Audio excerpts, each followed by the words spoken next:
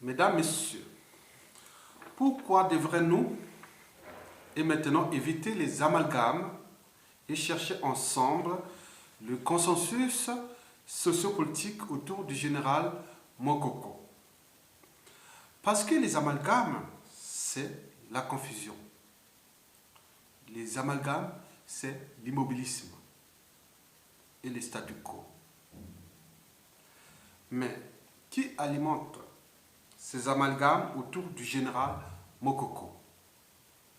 C'est les mêmes, c'est-à-dire les ennemis de l'intérieur. Et des forces centrifuges franc-maçonniques et des meetings nationaux roulant pour le compte exclusif de leur client, M. Denis Sassou Nguesso, pour qu'il reste au pouvoir à vie.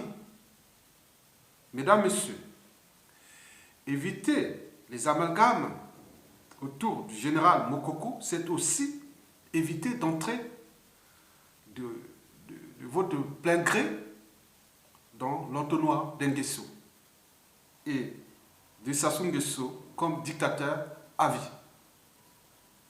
Mesdames, Messieurs, nous devons chercher le consensus autour du général Mokoko, car le consensus, c'est comme à bicyclette.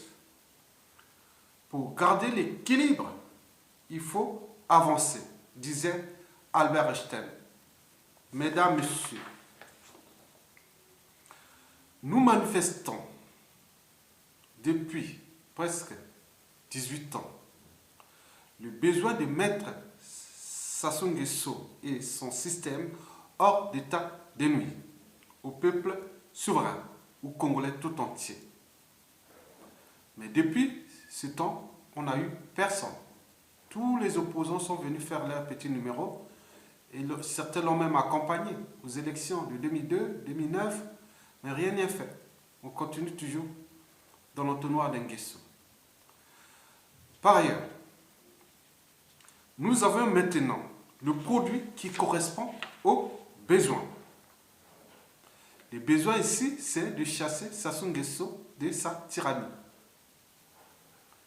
Ce produit s'appelle désormais le général Mokoko.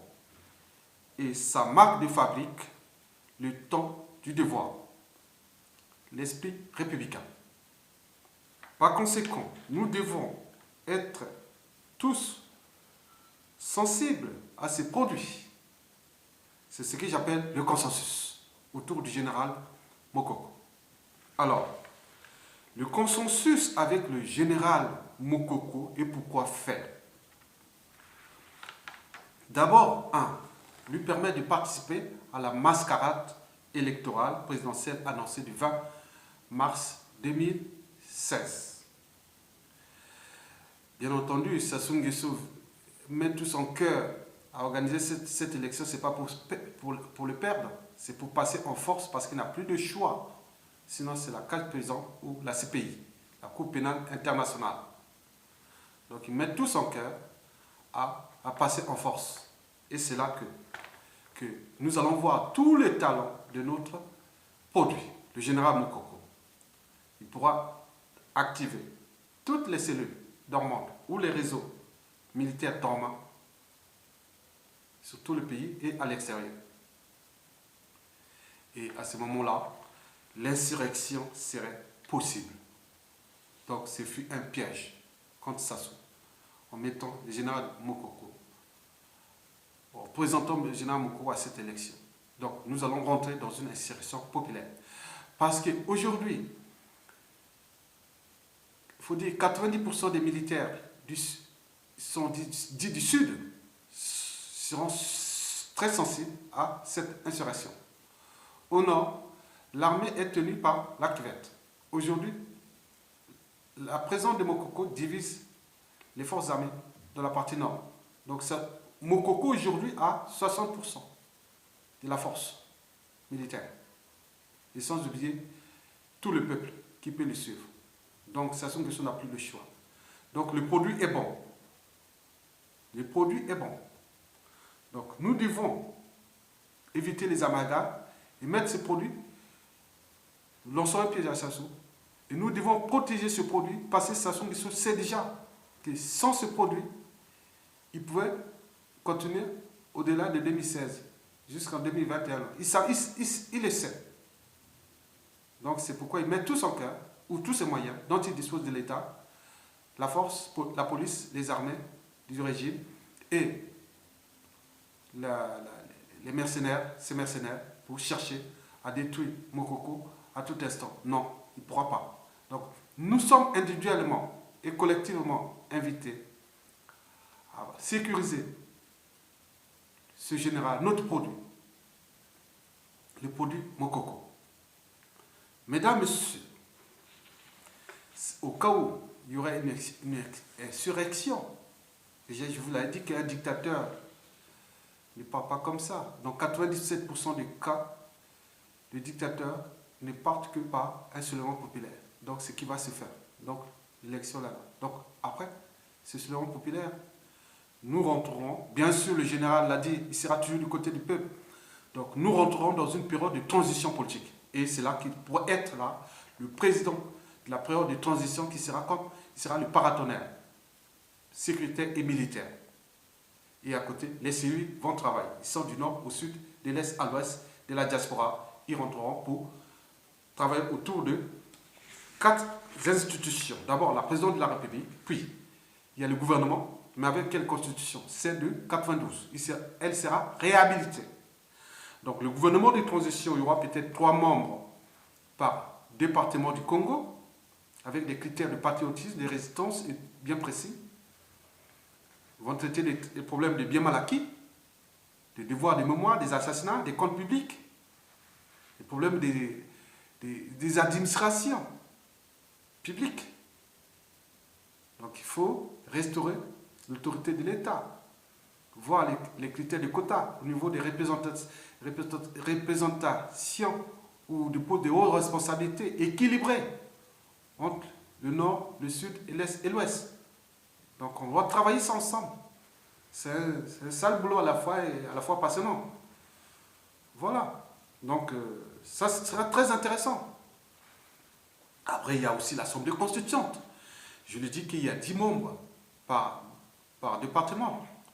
C'est les gens qui seront là, c'est-à-dire des juristes, des intellectuels, tout le monde. Hein. Voilà. Sens de patriotisme, compétence,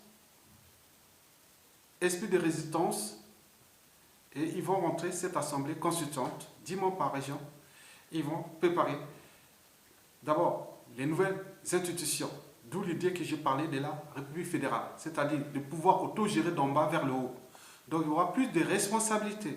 Nous aurons des régions-États. Voilà. Le Congo est riche du sud au nord, au niveau des territoires, au niveau des paysages, la nature, on a tout chez nous. Donc, en mettant ensemble cette République fédérale, on va responsabiliser les regroupements ethno-régionalistes. Ils vont travailler chez eux. Vous êtes de la Cuvette, vous allez recouvrir entre vous, et la Bonza, vous allez retrouver entre vous. Mais vous serez plus motivé à travailler pour votre région que pour le pouvoir fédéral. Le pouvoir fédéral, vous pouvez réunir soit par voie concours ou par dossier. Voilà. Le reste, ce sera par élection fédérale. Voilà. Donc, il faudrait penser la répartition des compétences, des ressources, des pouvoirs et contre-pouvoirs à l'échelle régionale. Les régions, dans ces régions, ils seront élus au suffrage universel régional. Donc, ils vont créer leur mini-État. Donc, il faudra voir qu'est-ce que l'État va bénéficier de là. Bon, moi, je penserais plutôt à la fiscalité. Donc, il faudrait que le PIB de telle région, l'administration fédérale ou la République fédérale peut utiliser 30 ou 40%.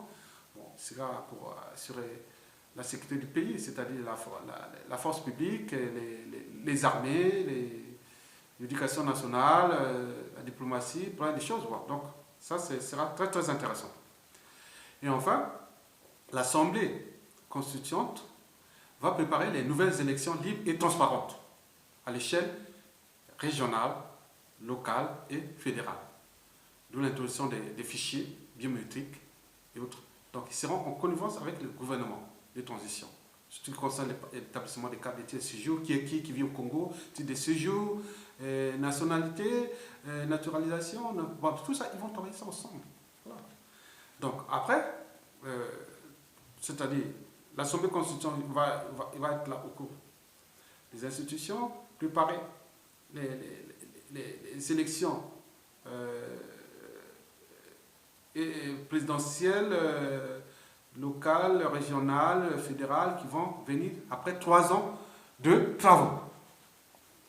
Donc, nous serons là dans ce sens-là. Et deuxièmement, quatrième pouvoir, c'est comment on appelle, le Haut Conseil de la Transition, qui après se transformera en Haut Conseil de la République. D'abord, le Haut Conseil de la Transition, c'est tous les sages, ceux qui ont 60 ans et plus, qui sont aujourd'hui à la retraite. Ces gens qui ont soutenu la résistance sont nombreux. Donc on va les redonner là parce qu'ils connaissent l'État, ils ont été soit ministres, directeurs, ou fonctionnaires, autres. Donc il faut les donner pour ce genre de conseil. Parce que nous allons sortir des sages fictifs, des sassous à des sages qui connaissent les dossiers économiques, politiques, sociaux, administratifs. Donc c'est eux qui vont réguler les tensions qui pourront exister entre l'Assemblée constituante et le gouvernement, et voir le président de la transition. Donc, on va gérer ça ensemble. Et là, parce que moi, je vous dis sincèrement, aucun parti, qui soit même avec tous les savants, ne pourra pas résoudre les problèmes des biens mal acquis, des devoirs des mémoires, tout seul. Sinon, ça sera, on rentrera dans les amalgames. Parce qu'on va se trouver avec les genres de situations qu'on voit aujourd'hui en Côte d'Ivoire, entre Ouattara et Gbagbo, la justice des vainqueurs. Non, on ne va pas rester là. Donc les autres vont se rétracter, on va rentrer dans les conflits nord-sud, est-ouest. Non, ça ne pourra pas aller loin. Je vous dis sincèrement. Mais quand nous sommes tous unis ensemble, nous pourrons mettre ces solutions pour que nous continuions à faire que, comment on appelle, à faire que l'État se reconstruit.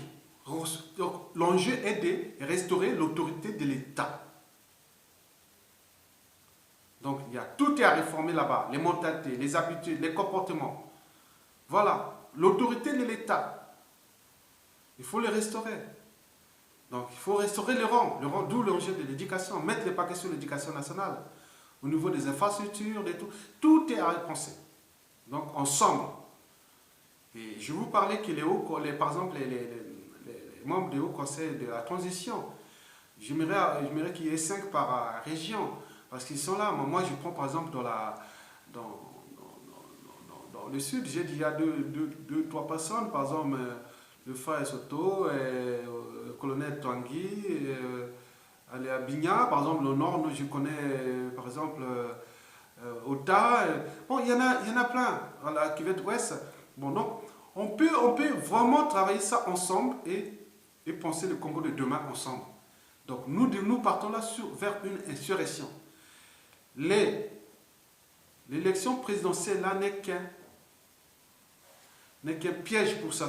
Oui, on l'a tendu un piège. Tout le monde va se présenter. Mais quel que soit le candidat qui va gagner cette élection, même si on peut protester autre qui a gagné, il sera obligé de transformer cette élection en période de transition. Celui qui gagnera ou pas, il va transformer ça en période de transition politique. Parce que sinon, on ne pourra pas. On va rentrer, comme je vous l'ai dit précédemment. Donc, nous devons aller vers la transition politique. C'est obligatoire. Si on veut résoudre les problèmes, les problématiques et les enjeux du Congo d'aujourd'hui et de demain. Je vous remercie.